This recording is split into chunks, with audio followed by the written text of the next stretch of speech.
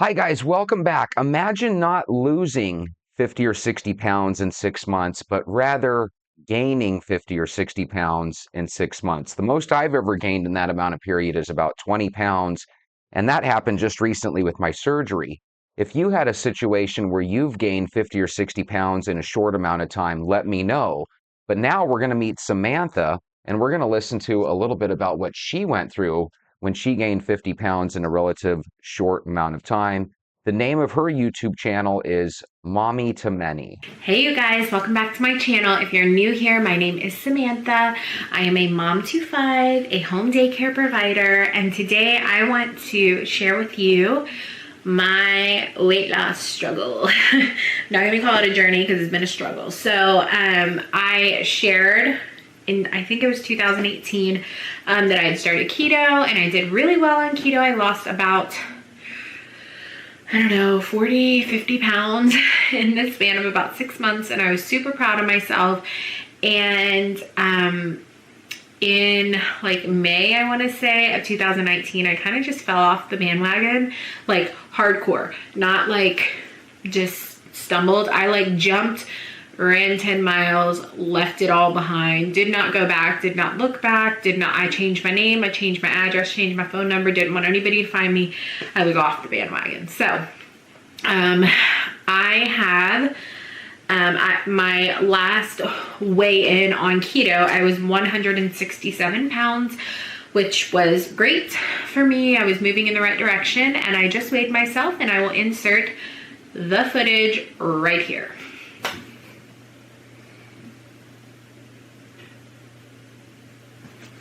Okay, so there it is, 216.6. Holy crap.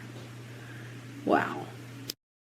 So real quick, tell me in the comments, you wake up one day, you haven't weighed yourself in a while, you go on the scale and you realize you've gained 50 to 60 pounds.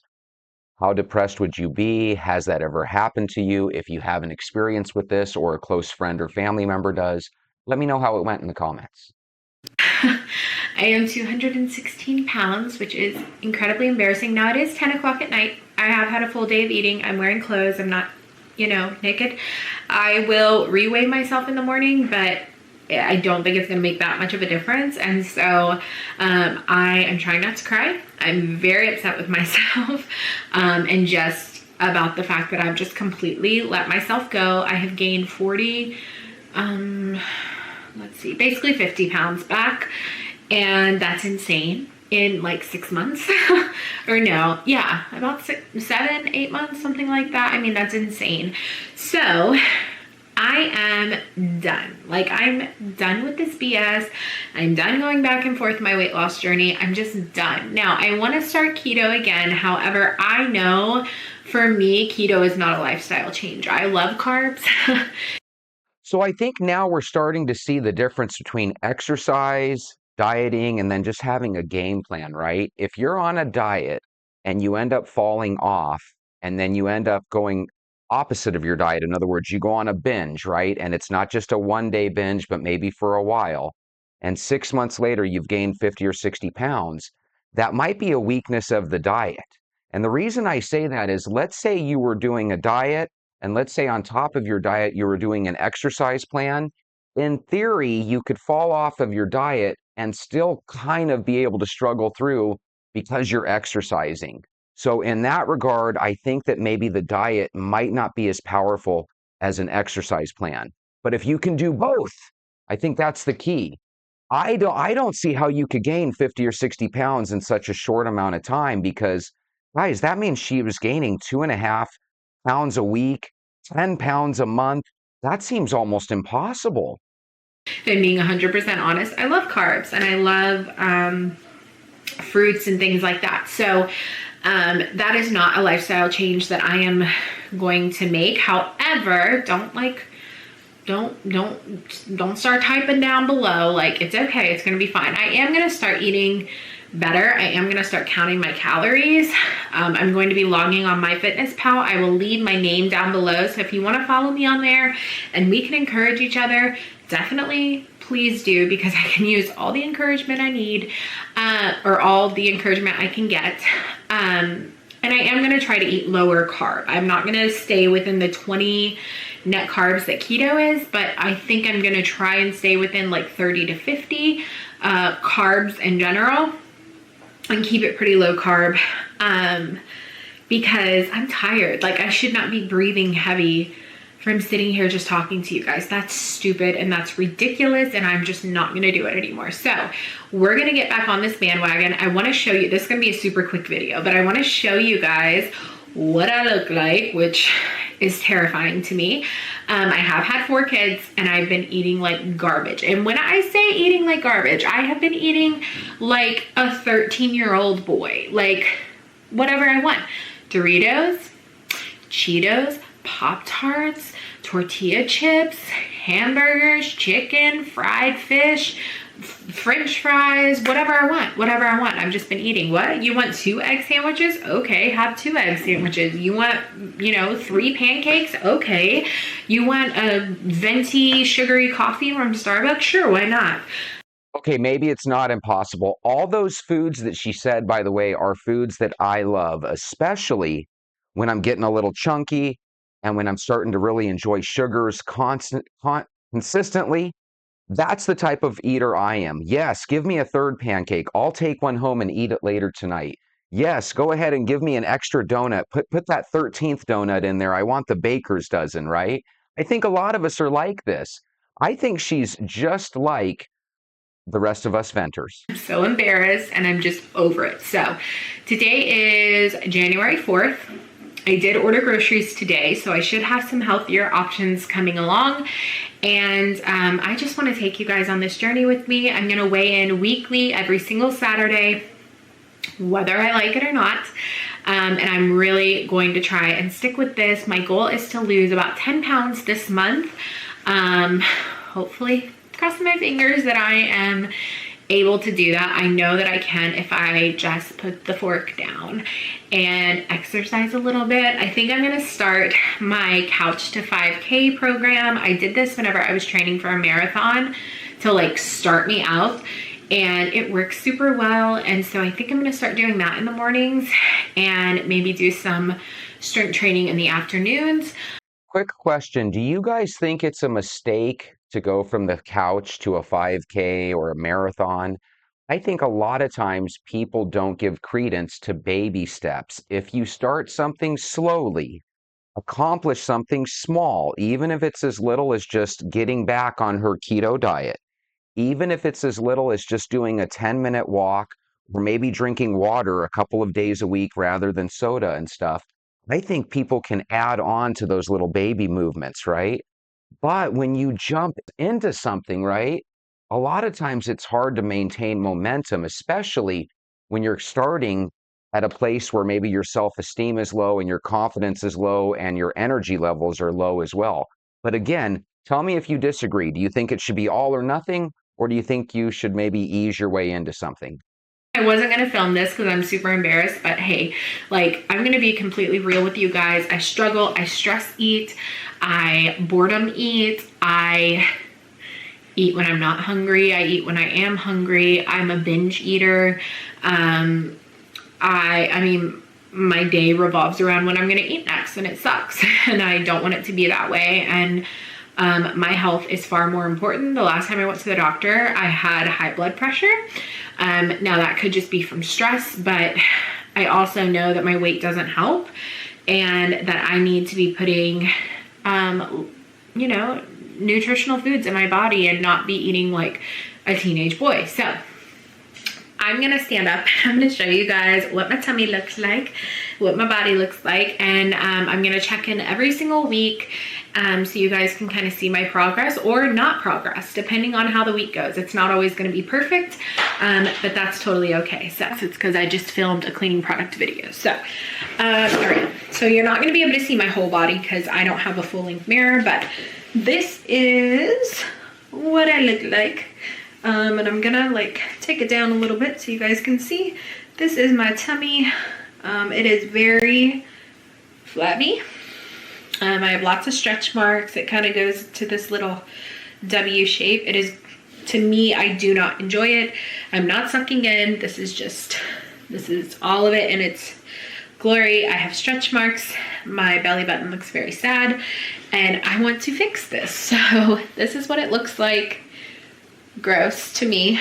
I know it's very difficult for women to show strangers their stretch marks. This is something she wants to change. I think that's the most important first step, right? You got to be willing to tell yourself, you know what, I'm not happy where I'm at.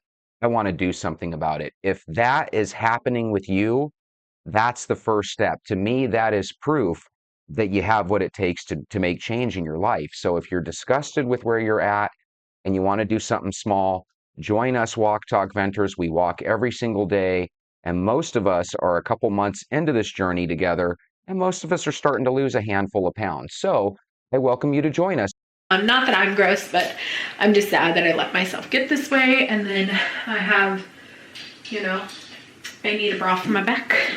And then I do have like flabbier arms, So my goal is to change that. I'm gonna try and post some meals and, just try to get back into it and really take care of myself this year in more ways than just mentally. I want to take care of myself physically and do lots of self-care things. So I hope this video wasn't too rambly and crazy, and I hope you guys will join me on this journey.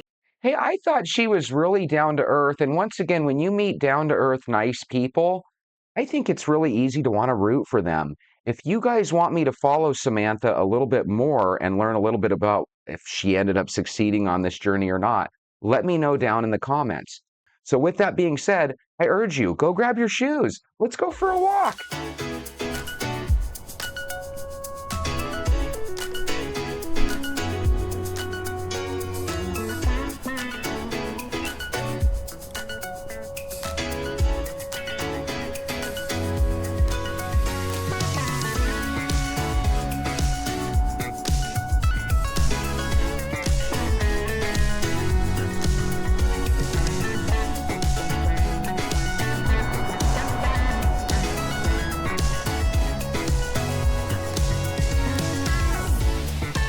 Good morning, Venters. I hope you're having a wonderful, wonderful day.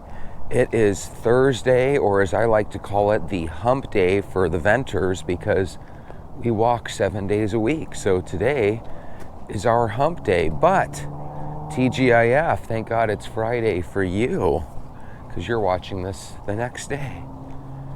Guys, I've been showing a lot of videos of a lot of different people that are dieting and their plan of attack on how they're going to get their diet done. And one thing that I've noticed, and I'm sure you have too, that almost every plan that we go over seems in one way, shape, or form to contradict another plan that we've already seen.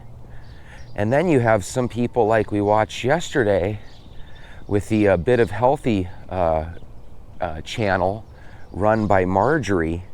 You start to see that there's still other people that like to diet in a way that's completely counterintuitive to the diet culture. And they go by the name intuitive dieting, right? Where you kind of go based on your body. I think the problem with that is that it definitely works for some people that are just naturally able to be active and eat without binging too much, right?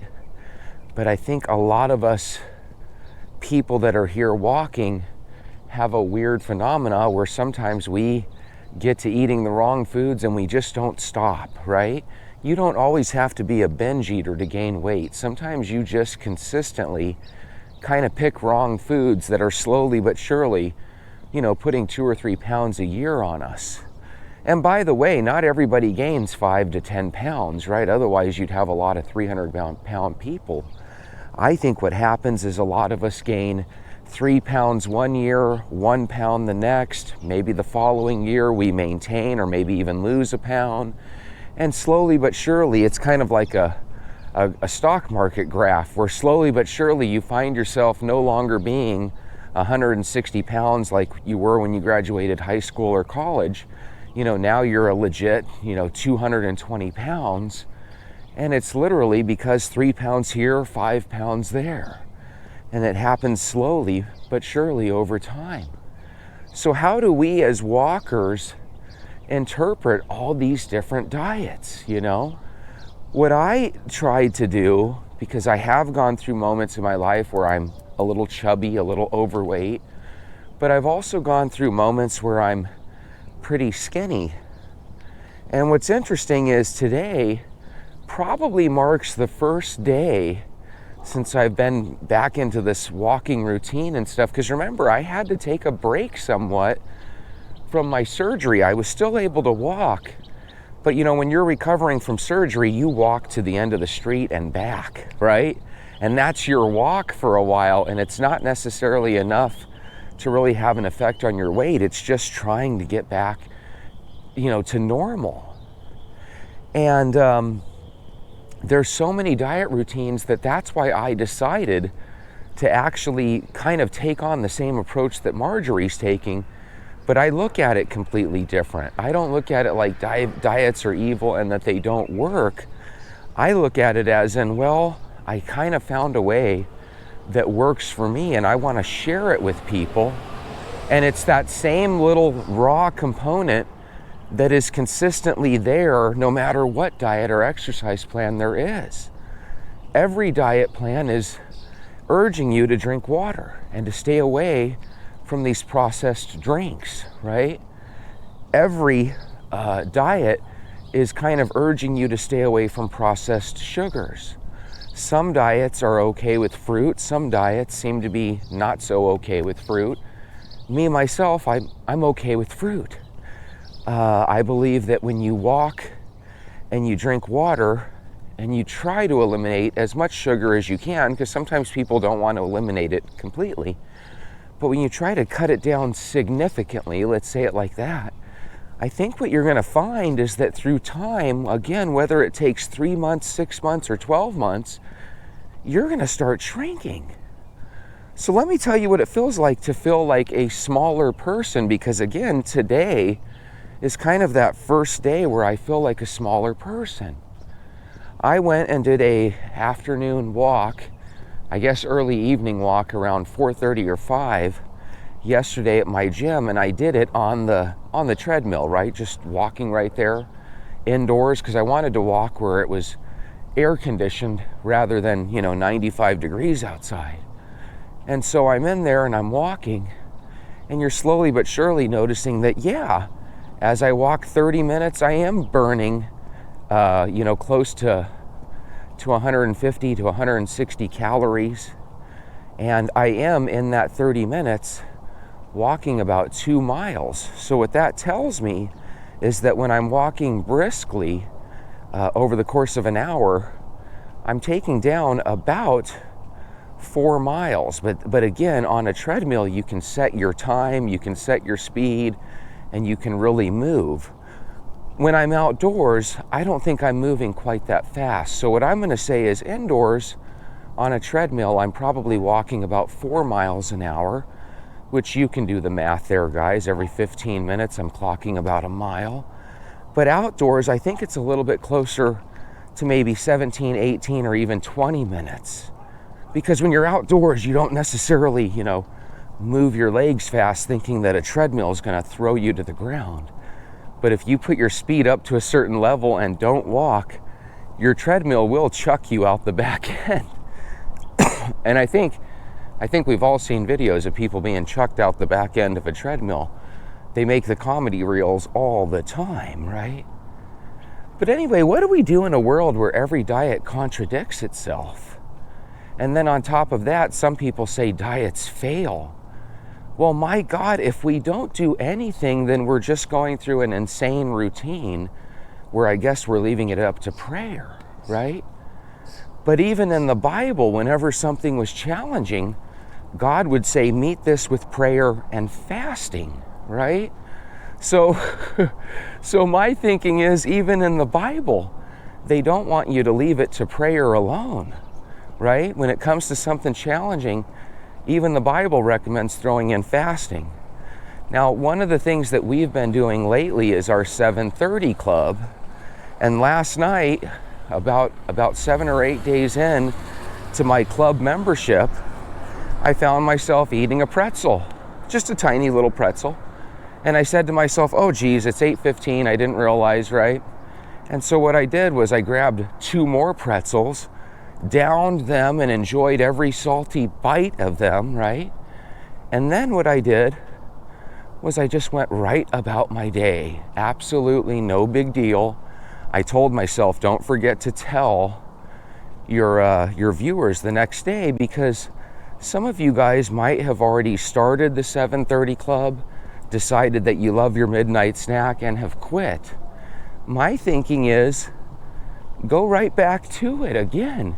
Whether you do it religiously every single day, whether you occasionally find yourself forgetting about it and snacking, it doesn't have to be every single day to be completely effective.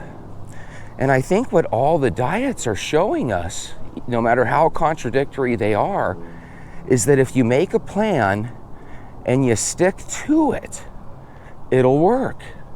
And almost every single diet has that first week or two where it's miserable, where it doesn't work, where it makes people feel not so good, right? That's where I feel like our plan here at Walk Talk Vent has a little bit of an advantage, because most people tell me, Jesse, I've been walking for a week or two and I'm already feeling better. And I'll tell you what, that's kind of impressive, don't you think? When you can walk and instantly start feeling better, you know? So why do I bring up the idea that I feel smaller today? Because I do. I know what it's like to feel chubby. I felt that way 2 months ago, where I felt like my clothes were choking me because they were so tight. Now my clothes feel loose. When I was walking on the treadmill, my shorts felt like they were gonna fall off. That's not a bad feeling. That's a great feeling, because what that means is not only are you starting to lose inches, but you're gonna have to start using a belt in many cases, especially if you're a guy. If you're a gal, you know, hopefully you, I don't even know if women wear belts other than for fashion, right? But you might have to wear a belt with your pants, ladies. And that's a good thing. So one of the things that I notice with diets is that they are so all over the place. What is the consistency? And like I was saying a couple of minutes back, the consistency was the urge to drink water, or the urgency and the recommendation to drink water. That was the word I was looking for. The recommendation to cut out sugars, or if they were okay with fruit like a lot of the vegetarians are, then, you know, to get rid of processed sugars, you know, the candy bars and the cakes and the muffins and stuff.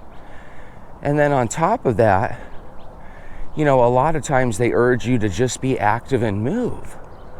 So even if you're in your house doing jumping jacks all day, that's got to be better than nothing, right?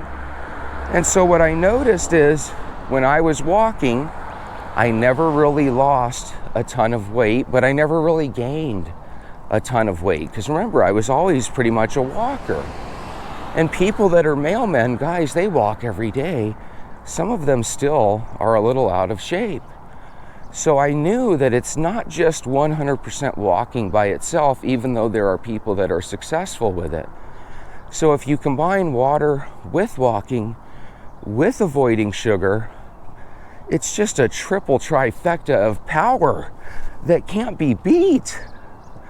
It really can't.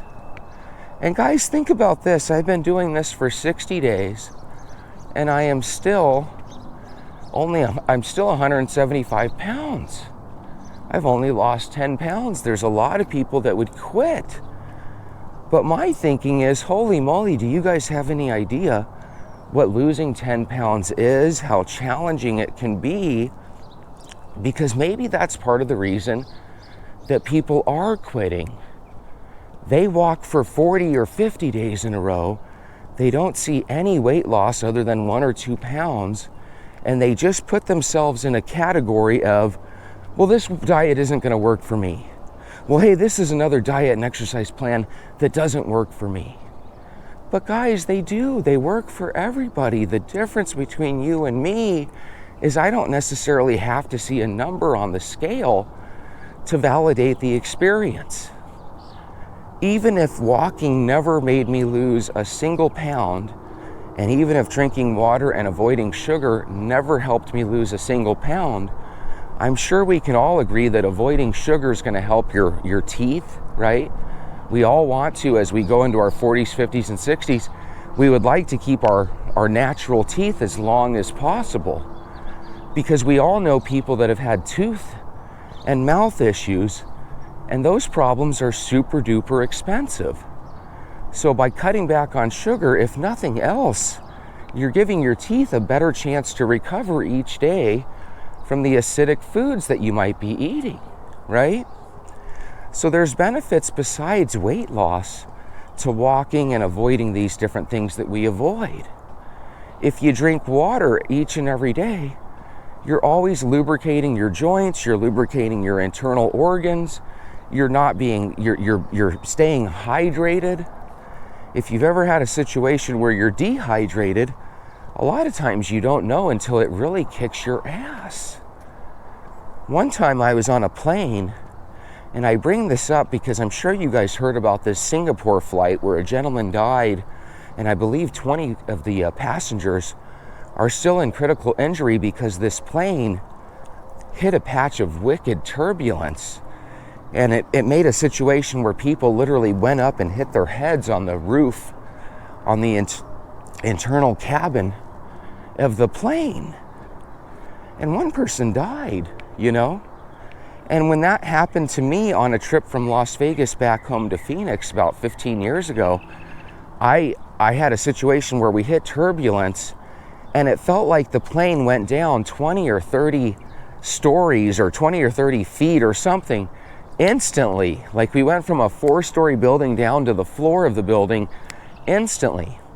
Everybody else was able to handle it like a pro with no big issues. And 99% of the time that I had ever experienced turbulence in the past, it was no big deal to me. But for some reason, this turbulence equated to me feeling my very first ever panic attack. And if you've ever had a panic attack, you literally feel like you're dying. And if you ever are going to feel like you're dying, the last place you want to feel it is on an airplane, you know? And the Singapore flight had this really horrible turbulence where one guy died, 20 people are still in the hospital with critical injuries. And it's just like, whoa, I'm so thankful that I wasn't on that flight. Could you imagine being on that flight and seeing a person die because of, you know, turbulence is basically a shaking of the plane. And for the plane to shake so hard that people come up out of their seats and hit the ceiling of the plane, very, very scary.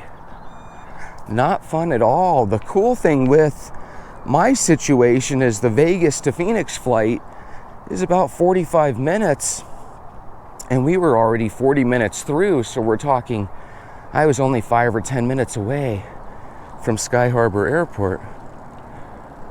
Hey, we get to see a gentleman on a bike. That is an excellent way to start some exercise routines. He doesn't strike me as a homeless fellow on a bike. He strikes me as one of our elderly neighbors strolling on a bike. Again, if you're going to be bike riding, try not to coast too much. You know, you could take a 45-minute bike ride, right? And you could have a situation where, you know, you're only pedaling about 20 minutes out of that 45. In case you're wondering, Jesse, you throw up all these diets and all these things, and they tell us all these different things. That's kind of on purpose. Number one, there's not 1,000,001 videos for every different subject, right? So sometimes I have to throw up some that are a little iffy.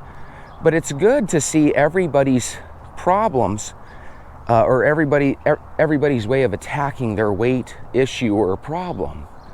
And it's amazing. There's 1,000,000 ways to skin a cat. So whenever somebody says, we have the best way or whatever, you know, it's always a little interesting to see if they actually do have something special. I don't think any of the ways that we've seen come across as special to me. Every single way that we've gone over seems like there's a lot of restriction and a lot of challenge. And if you look at our plan from face value, it looks no different, right? We're walking every day. That seems kind of challenging. We're avoiding sugar and drinking only water. That sounds extremely restrictive. Some of us are doing the 730 plan. Jesse, how come it's not the 700 Club? Because the 700 Club is a show on TV. It's already been taken. So we went with the 730 Club. I think it's interesting that a lot of times when we do stuff, we don't realize that, yeah, it's restrictive, but we have an advantage here. We have baby stepped into these different things, and we get to the point where we want to do them. Notice that there's about 10 of us that decided to join the 730 Club, right? There's not a million of us that joined it. Usually whenever one or two people join us verbally, one or two people tend to join us in the background and try to do it without mentioning anything. And the reason we know this is because every now and then somebody will pop up in the comments and say, hey Jesse, I've been doing this with you for a month or two. So we know that there's probably more than 10 of us in the 730 Club. But you got to remember, even if you do eat past 730, you can still be a member of the club. Don't kick yourself out and just say, hey, screw it, I'm going to eat my snack every single day for the rest of my life. See if you can cut it out 1 out of every 2 or 3 days. I'm just a firm believer that everything we're doing, there's a reason for it. And it does help. And even though individual walks don't do anything for your health, when you string those walks together and you start to do 90 walks in a row or 180 walks in a row, guys, I even have videos of people that have been doing 10,000 steps for 5 years in a row, you know? 10,000 steps is 5 miles. If you're gonna do that every day, I don't necessarily recommend you do it in one walk. Chop that up and do it in 2 or 3 walks. Now, if you can do it in 1 walk, then don't listen to me, just do it in 1 walk. You know, maybe you're retired, or maybe you have a schedule where you're able to fit that in each and every day. Do it, it's a good thing. Nobody fails with that. The only people that fail with a walking routine are the ones that quit the walking. And again, I don't know if you've noticed, but as I walk, occasionally we'll see a brand new walker, or we'll see what we just saw, which is an elderly man riding a bicycle. A lot of times those are temporary people. They want to walk, but they don't really have a support system like we do here. And so it's easy for them to walk and say, God, I'm tired of being the only person out here. And so they quit. And then they go to the gym and they say, God, I'm tired of all these people being around. I want to retire. I want to walk by myself or do something, you know, that's a little bit more solitary. So they quit. So it just goes to show you that just like there's a million different diets that all contradict each other, there's a million different exercise routines that all contradict each other. Some people don't like being in front of people while they're feeling vulnerable. And if you're overweight and you're walking through the neighborhood, you're going to notice pretty quickly you're usually going to be the only person out there. And if you start walking for any significant length of time, like a month or two, you're going to start to see who the regulars are. There are people out there that walk, and I guarantee you, when you find out who the regulars are, you're going to be shocked because hardly any of them are overweight. And that's why, because walking helps you maintain where you are. Walking makes it where all those bad habits that you have can be hidden, but not cured. So again, even if you're doing my routine and you start to notice, my God, Jesse, I've lost 30 pounds, right? You probably still owe it to yourself to go to your doctor and get some lab work done, because again, there are plenty of people in this world that look great on the outside, but they still have some issues with their health on the inside. So don't be naive, don't stick your head in the sand. If you're starting to look and feel better, go verify it with getting lab work done with your doctor, and then have him compare and tell you about how your lab work is different now than maybe it was the last time you checked.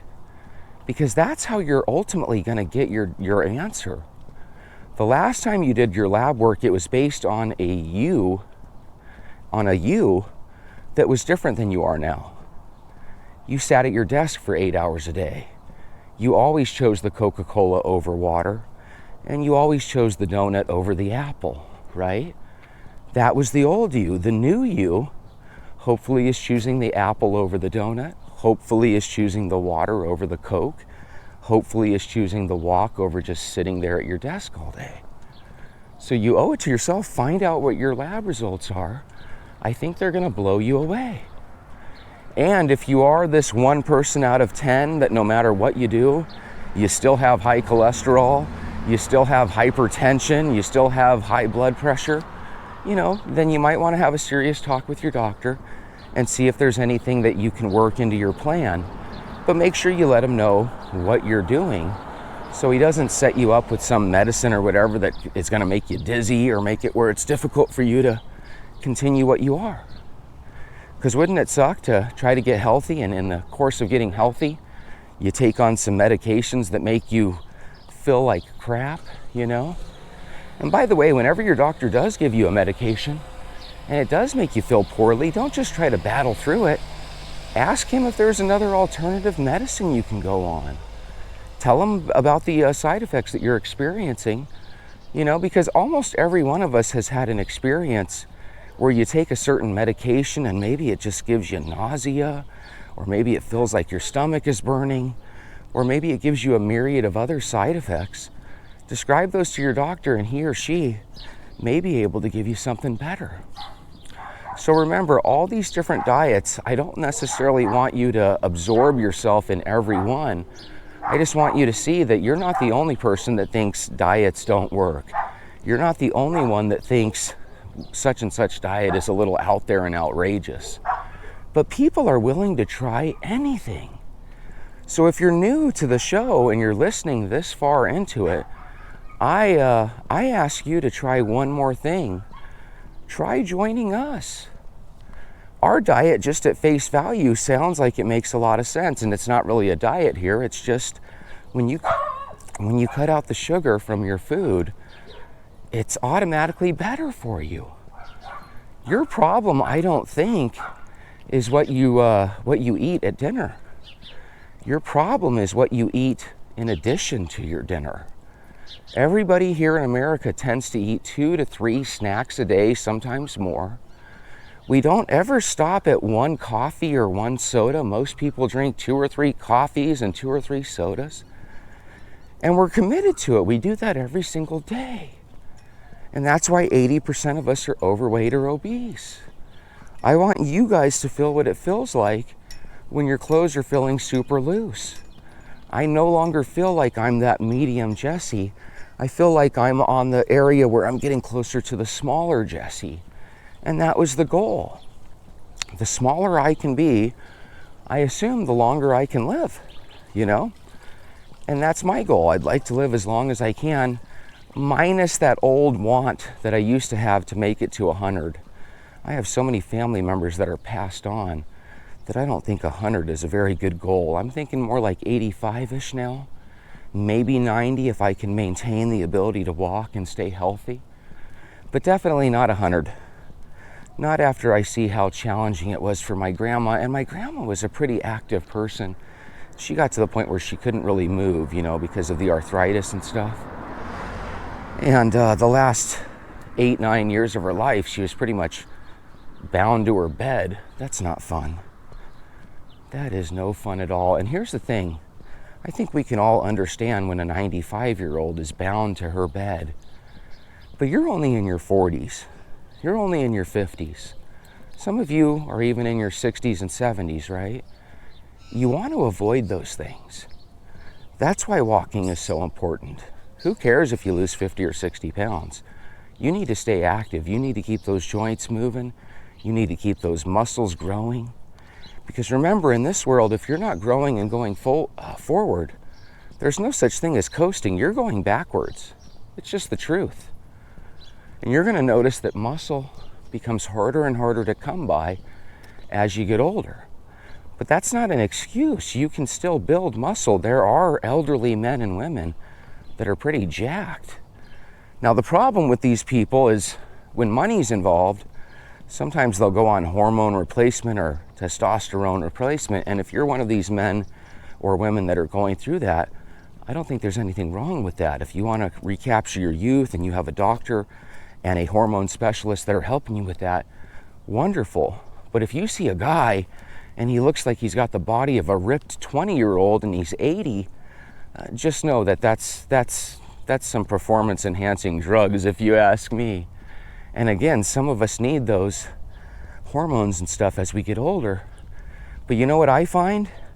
When you lose your weight, you don't feel so old anymore. So again, before you decide to take on those chemicals or those hormones in your body, give us 90 days. Let's see if we can make you feel better.